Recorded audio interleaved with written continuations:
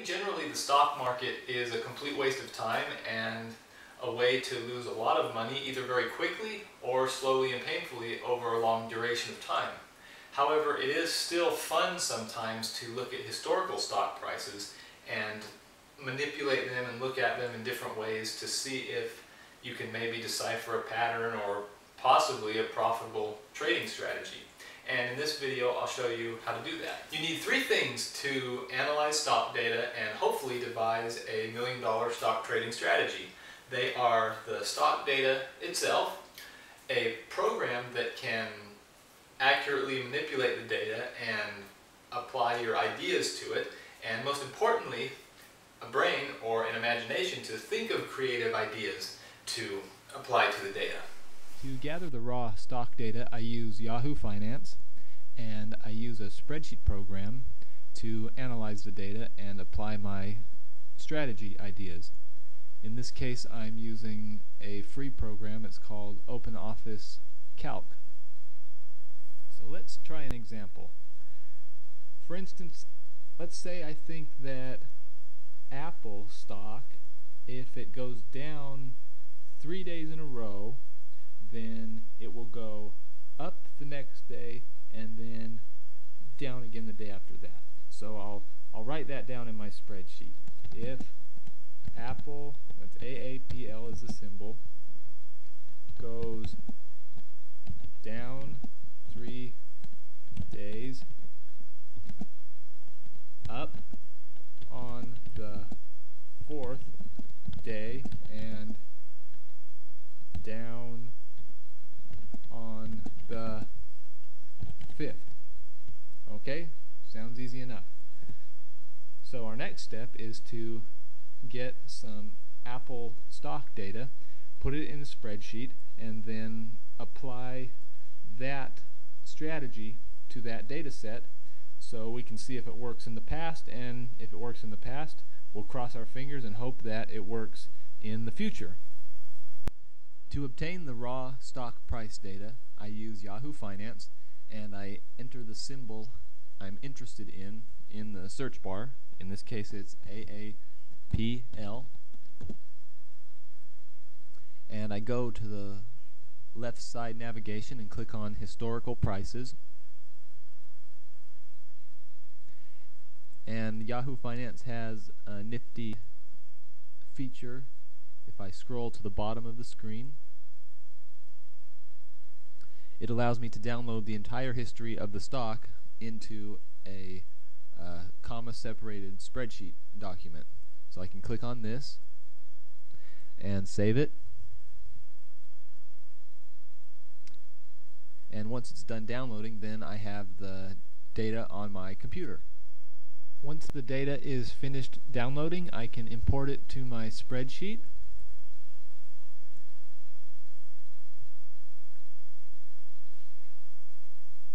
And there it is, all of the information for Apple stock. Now let's apply the strategy. I'll start by making a column here, and we'll call it Today's Movement. And this will represent the difference between the close price of the day and the open price of the day. In other words, the profit or the loss if you would have bought that stock today.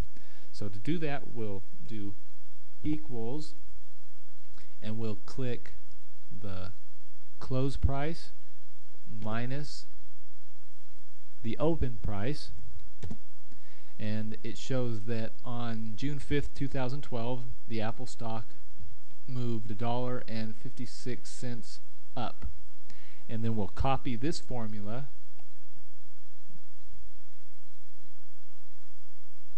and then select all these cells here,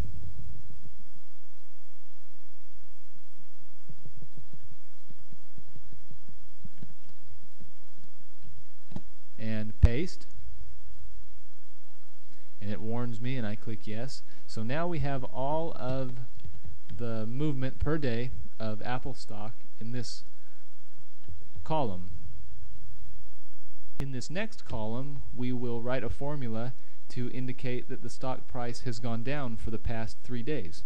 So we'll title the column 3-day down. And we'll write it like this: equals, and today's movement was less than 0, and also yesterday's movement was less than 0, and thirdly, the day before that was less than 0. Oh, this one should be a semicolon. And it says false because the conditions were not met. This day and this day were both above 0. So we'll copy and paste the formula.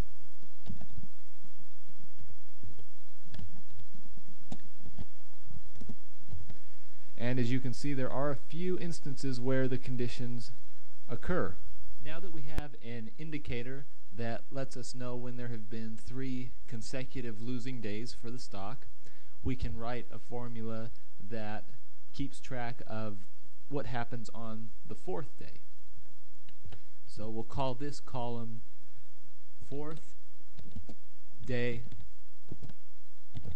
up. And we will word it like this: equals,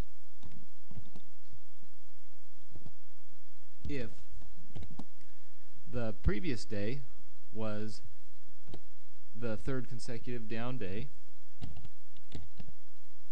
then we will buy the stock on this day. If not, nothing. And then we'll copy and paste this down the column.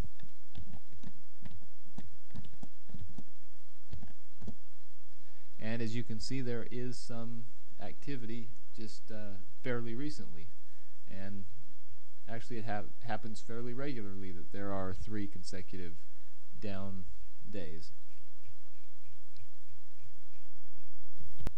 And predictably, we'll call the next column 5th day down, and for this one we'll say if the day before yesterday equals true, then here's a trick: negative today's movement, because since we're predicting that the stock price will go down, we would be shorting it that day, so it would be we would profit if the stock goes down, so we use the negative. And then if not, 0. We'll try that one on.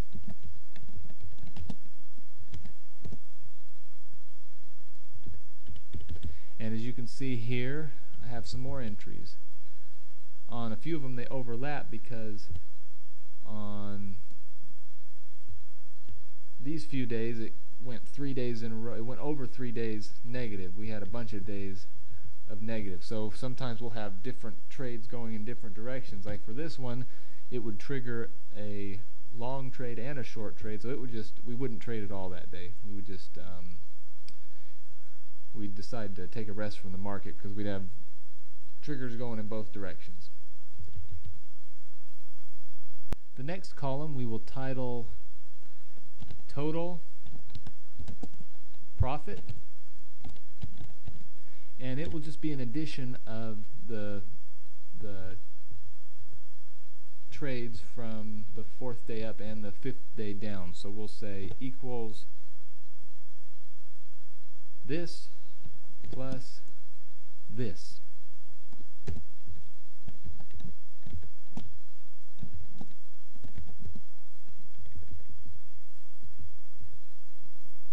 And this last part is the fun part. We get to see how it performs over time. We'll call this next column accumulation. I don't know how to spell it, but accum. And we'll go all the way down to the bottom where we start, and we'll say equals the previous day plus today's profit or loss. Now this is really handy because if we copy and paste this all the way up to the top, it will show us what happens. Oh, and it looks like it does have at least a positive profit margin over time. Now another trick is we can do a chart. We can select the whole column and click chart and see what the equity curve looks like over time. And we'll just finish that up there. And this is what it looks like. It really goes crummy for, well, it's a 10-year chart, so for 5 years it doesn't do anything, and then for some reason it goes up. And I don't know, that's not something I would want to trade particularly, because you can go 5 or 6 years without anything, and this doesn't even take into account the spread or the brokerage fees either. So I've made some changes to the spreadsheet. I've modified the total profit column to reflect a deduction of 10 cents in the event a trade was made. This is to cover transaction costs and brokerage costs and the bid-ask spread. It might be more than 10 cents, it might be less. This is just an arbitrary number to make it at least a little bit more realistic. I've also done a calculation here called shares available. Basically this just shows with any given account balance how many shares you could buy with that account balance. And then this column represents 50% of the shares, so rounded because you can't buy partial shares. So this just shows that with this much money I could buy 6 shares if I wanted to risk 50% approximately of my account. And the whole reason for both of these columns is to give an idea of if you started with a dollar amount down here, $5,000, how the account would grow or shrink over time if you risked a certain portion of it throughout that whole time. So see, when Apple was very cheap, I could have bought 350 shares, but only risking half of the account balance. You would only buy 176 on that particular day if there was a trade to make, because you don't want to risk your whole account in one day. So if you want to look at the chart for the duration, taking into account the account growth and the fees, it looks like if you started out with $5,000 and you traded this strategy, it would kind of wallow around a little bit, and then you'd end up a little bit above 6,000. I personally would not trade this strategy. It's way too simple, because if it worked, then a million people would be using it, and that would make it not work anymore. But hopefully the video has been helpful for you, and thanks for watching. Hello and welcome to the Simvest.com stock trading simulation. I'm going to teach you how to use the website, and you'll learn how to trade stock online. Simvest.com uses real market data, which is delayed 15 to 20 minutes, but you receive 100,000 virtual dollars to invest in stocks trading in North America, including the NASDAQ, the AMEX, NYSE, the OTC Bulletin Board, and in Canada you can trade the TSX Venture and TSX stocks. Right on the front page here you'll notice that there's a leaderboard. These are the top 25 players that are currently leading the way, and in order for you to play you're going to have to register. So up in the top left corner here you can click register, fill out the fields that are required that are indicated with the red asterisks here, and choose a password down here, click register. Once you've registered, you're going to receive an email confirmation with a serial code that will allow you to activate your account. So I already have an account here. I'm going to go ahead and log in. And once you've logged in, you'll see that you have a portfolio here. Tells you how much stock you've bought. I've currently purchased 2 different stocks, including Microsoft here. I've got $64,000 cash remaining. I've got $35,000 in change in equity, and my total is $100,294. So I'm up $294 in change. You can always look at your history of trades, all the ones you bought and sold, and you can get a stock quote. Here you can enter in the stock symbol. Like for example, I'll put in the Microsoft stock symbol, MSFT. You hit go, and you'll get a recent stock quote here, like a 15-minute delayed one, and a stock chart normally appears here. There it is. If you don't know the stock symbol, you can use the symbol lookup to the right here, and you can just type in the name of the company, like Google. Hit go, and then here's the Google stock symbol right here, Goog. And then you click here to get a stock quote and chart. When you're logged in, you can also click down here to immediately purchase that stock. So if I want to buy Google and put the symbol in for me, I'm going to buy 100 shares, and I hit buy. It tells me that I'm placing an order of 100 shares for a total of $618 per share. So the total value of this trade is going to be $61,000. That's pretty much all the money I have. And I hit OK to confirm. Now if I go back to my portfolio, you'll see I've got 100 shares of Google in here. You can look up company news by sticking in the stock symbol here. You can search for other players online. You can instant message other players that are currently online, or block them in case you don't want them to contact you anymore. Another interesting feature here is the tournaments. So these ones that have the lock beside it are all private tournaments that other players have created and are competing in as groups. You can create your own, give your tournament a name, choose a password for it if you want to keep it private, or leave it blank if you want the public to be able to access it, and then you can share that password with your friends. If you're looking for stocks to invest in, a good place to start is the market movers down here on the left.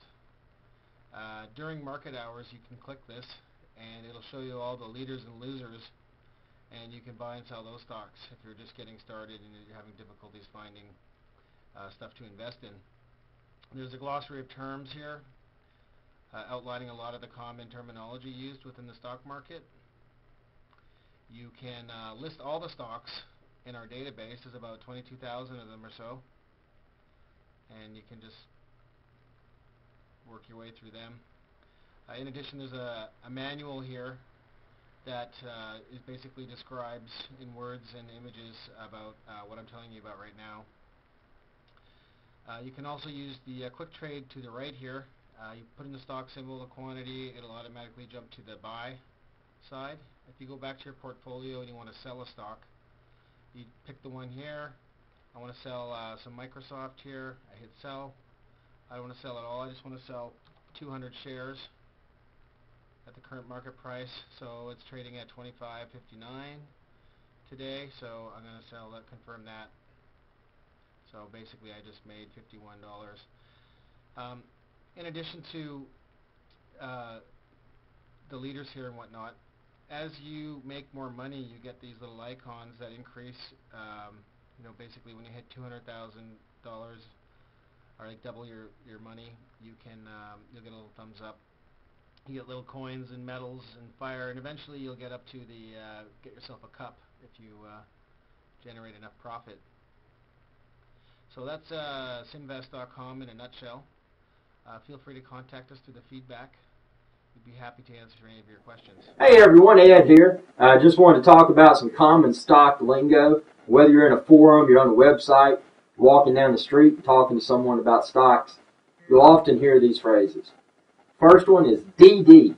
DD is just an abbreviation for due diligence. What it means is do your own research. Come to your own conclusion regarding a stock. Is it hot to buy? Is it cold to sell? Determine that yourself. The next one is slap that ask. Slap that ask.